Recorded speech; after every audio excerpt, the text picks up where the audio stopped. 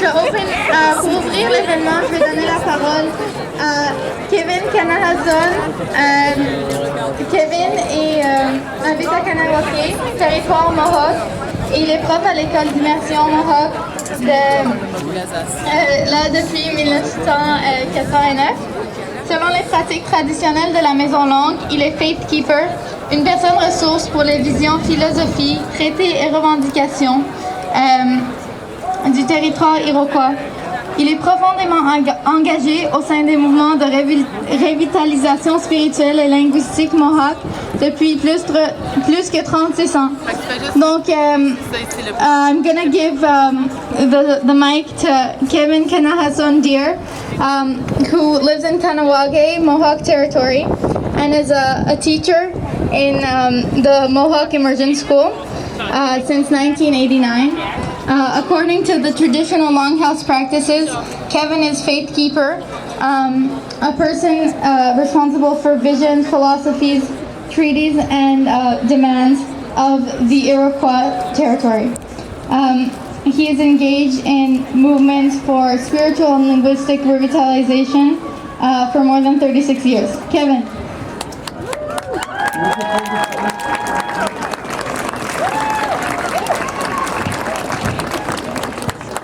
Onigi, Zinitzu, Ka Izwe, Sumo Unizarade, Aguegu Wat Kunuaradu, Yatsununya Unizarade, Zini Unizario, Kanu Ziniti Dat Kanaraje, Aguegu Yagoda Garide, Netsi no Hoda the Wanaduka, Yatinistan Hoja, Say Yogotka Mohaja, Aguegu Zinohoda, Yogot Tacha the Unizarage.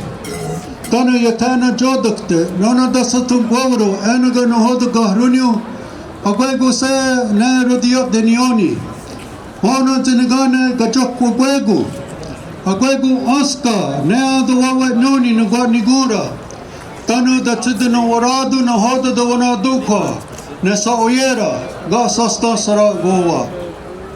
Bonjour tout le monde, welcome everyone. What I stated in the ancient treaty protocols as I looked and I go around and I acknowledge each and every one of you that are gathered here at this particular time. As I look around, we're all seemingly in good mind, good health, and good spirit. And when we ask ourselves, why is that? Because we call this land Turtle Island, Mother Earth. And Mother Earth is still giving us her unconditional love every day that comes in the form of water, food, animals, plants, wood, in conjunction with our grandfather the thunder beings, our elder brother the sun, our grandmother the moon, and this is what we call the source of life for all life. So now as a people we put all our mind together as one, and we give thanks to this beautiful day that we can be gathered here at this particular time.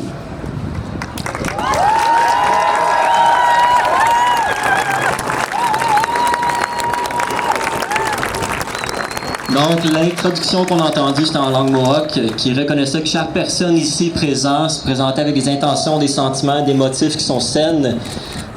Puis pourquoi? C'est parce qu'on se retrouve sur une terre qu'on appelle la terre-mère, l'île de la Tortue, qui à travers notre frère, le soleil, notre grand-mère, la lune, la connaissance des étoiles, est capable de nous permettre d'être ici. C'est la vie de toute vie, la vie qui permet toute vie. C'est à cause d'elle et grâce à elle qu'on se retrouve ici avec cette intention saine, remplie d'amour, qu'on va besoin d'avoir pour faire face au challenge qui nous attend. Ça étant dit, ce qui va s'en venir, ça va être une chanson aussi en langue mohawk qui reconnaît la générosité et l'amour inconditionnel de la terre-mère.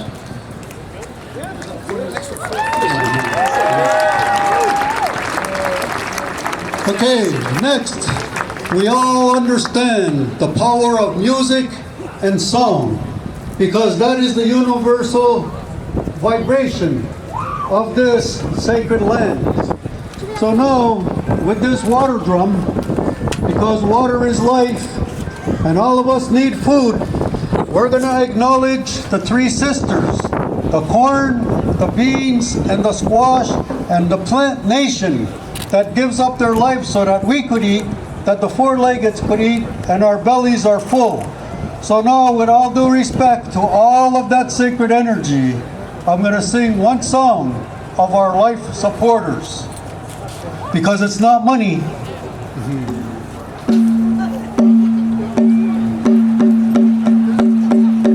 Guyane, Guyane, Guyane, Guyane, Guyane, Guyane, Guyane, Guyane, Guyane, yo-ho! We all hey, we all hey, we all hey, we all hey, woo! Lower, don't get in front of my camera. I will do what I have to do, that's all, man. I don't give a shit. You don't give a shit? No. How about if I put my hand in front of your music, camera? whatever music makes your spirit feel Don't good. step in front of other But photographers. this was a sacred song that connects, as I said, to our life supporters. Now, one of the things that we have to understand is that today we are in a predicament. We are in a predicament because of the monetary system, capitalism, and this idea that it's a big imbalance of the haves versus the have-nots. And as a result of that, what it does is it looks at the earth as something that we could be superior to, that as long as we make money at the end of the day. But no, we have to change that. We have to put our best collective thinking forward with the indigenous spiritual wisdom of this turtle island, along with other visionaries, about how we're going to think about those future generations that are coming, because as Greta Thunberg says, the future is in peril.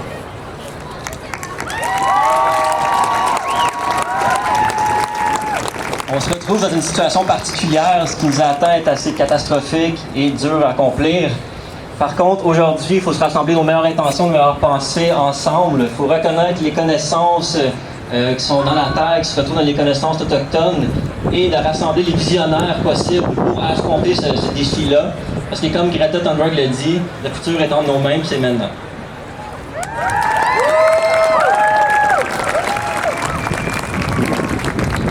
So today, the Earth Mother is suffering. The animals are suffering, the water is suffering, the trees are dying from the tops. Even we, the people, are suffering. We look at COVID, we look at the war, we look at all of these times that we are in today. None of us can gather at this time and say that we're not being affected by the world events. And because we are affected, what happens? When we hear of these atrocities, our eyes fill up with tears, our ears become clogged, there's a lump in our throat, and then there's a pit in our stomach. So what we've always done, my people, whenever we get together, is we ask everybody if they could bring their finest selves into this sacred fire. Because this is a people gathering, this is a sacred fire. We all have a fire that is burning within us. And it says that we are all together equally as a human family. But when we are suffering, we need somebody to help us to restore the brightness of that sun so that we could see, hear, speak, and together let's do different. So here's what I will say to you in a symbolic spiritual way. If there is something, any pain that is blocking you from truly appreciating this life, I wipe it with a deer skin. If there is anything that you heard that caused your mind to be upset, I take an eagle feather, white, and I open that up so that you can hear the beauty of the birds or even the kids.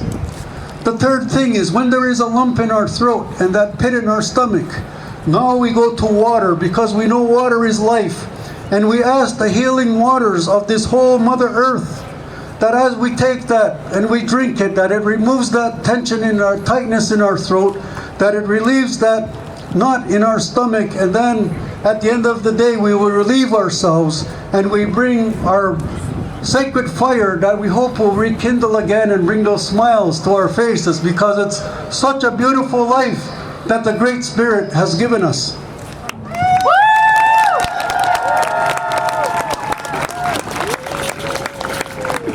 partie importante du rituel aujourd'hui, c'est de reconnaître que la Terre-Mère souffre, que la nature souffre et que nous, on souffre. On a vu des événements assez catastrophiques qui nous ont marqués, comme la COVID ou les guerres mondiales.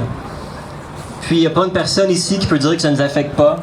Puis qu'est-ce qui arrive quand on se sent affecté par ça? Les larmes nous coulent, on sent mal, la gorge est serrée, puis on a des malaises dans le corps. Puis en plus de ça, avec le défi qui nous attend, il faut qu'on amène le meilleur de nous-mêmes et le meilleur de nos attentions pour les faire culminer dans le feu sacré qui va nous servir à affronter ce défi-là. Ce que Ghana Sohan ici permet de nous faire, c'est de se reconnaître en tant que famille humaine, de mettre en connexion nos pensées, nos intentions, nos sentiments communs qui sont les plus fortes et les meilleurs qu'on le peut. Mais pour ce faire, il faut adresser les traumatismes qu'on a vécus dans le passé, qu'ils soient personnels, mondiaux, sociétals. Si on sent une douleur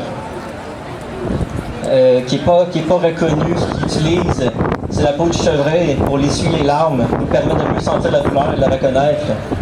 Si on a des larmes qui évitent de couler, qu'on n'est pas prêt à accepter, ils utilisent la plume de l'aigle pour nous permettre de sentir ces larmes-là et de pleurer. Et finalement, la dernière façon de nous guérir, c'est l'eau. L'eau qui est la source de la vie sur la terre. Ce qu'elle nous permet de faire, c'est de relâcher ce malaise-là pour qu'ensuite on puisse sentir la douleur qui nous empêchait d'être qui on était vraiment, qui nous empêchait de voir ces traumatismes-là. C'est une fois que ça c'est fait qu'on va pouvoir réunir ensemble nos meilleures intentions pour faire face aux défis qui nous attendent.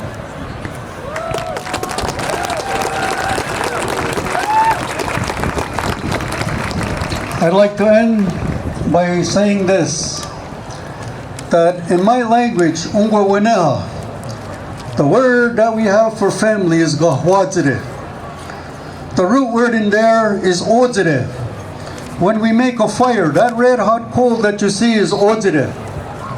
Each and every one of us right now is alive because that sacred fire is still burning within us. So when we understand that, what it translates to is that all of us are all spiritual beings having a human experience. And because we are spiritual beings, and when we fully understand that, we cannot go to war, we cannot kill another human being, we cannot rape, we cannot lie, we cannot steal, we can't even do self-sabotage by killing ourselves, because we get it that this walking clay is sacred and we're supposed to treat it in a good way. All that is required of us is that every day we had the opportunity which was to open two gifts, which was our eyes. Because yesterday is gone, tomorrow is not here, all we have is now, the power of now. And in the power of now, we should treat each other with the utmost respect, to see the Great Spirit within, and to treat each other in a good way, because this thinking and this philosophy, if we all embraced it, we would have heaven on earth. No more wars, no more conflict, just people living together in peace, harmony, and singing their songs of creation and gratitude. But now, as I said, we have to seriously think about the future generations coming. And we have to ask ourselves, what is it that we can do together to make it better? And I just ask all of us that we get beyond labels and all of this stuff, that we truly start to recognize each other as a human family and show unconditional love for each other, for the Mother Earth, and together we can make it better with the things that we have to do for those future generations coming. And I leave you with that. Nyauko, merci beaucoup.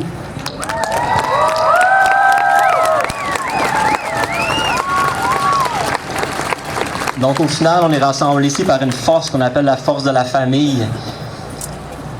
Dans son langage à lui,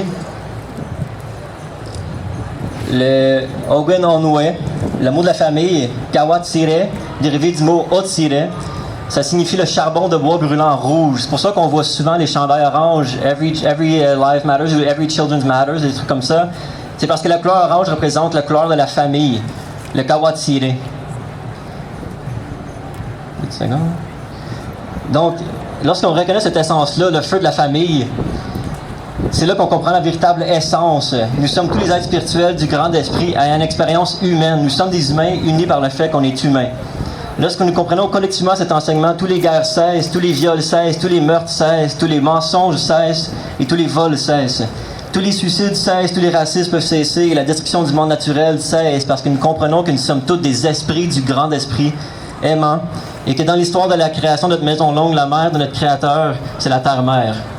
Si cet enseignement avait été compris par le monde entier, nous changerions notre relation avec le monde naturel et vivrions une vie quotidienne pleine de paix, d'amour, de compassion, de pardon, d'amitié et de respect.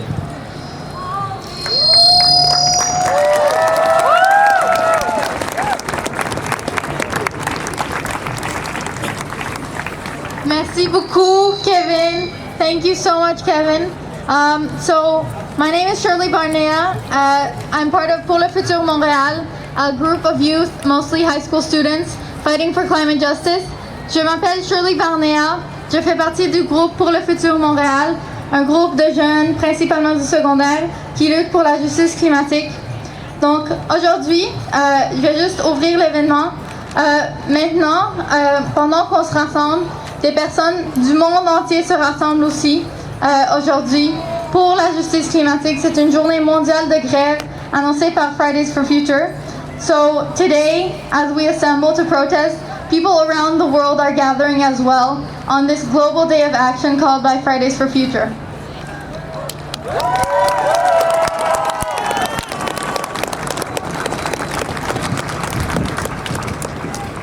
Donc aujourd'hui, à la veille des élections provinciales qui s'en viennent, on est ici pour demander la justice climatique. Today, on the eve of the provincial elections coming up, we're here to demand climate justice!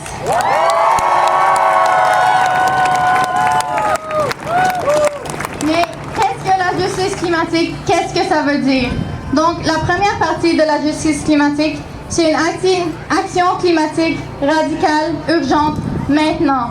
La première revendication de cette manifestation, c'est une sortie complète des énergies fossiles d'ici 2030.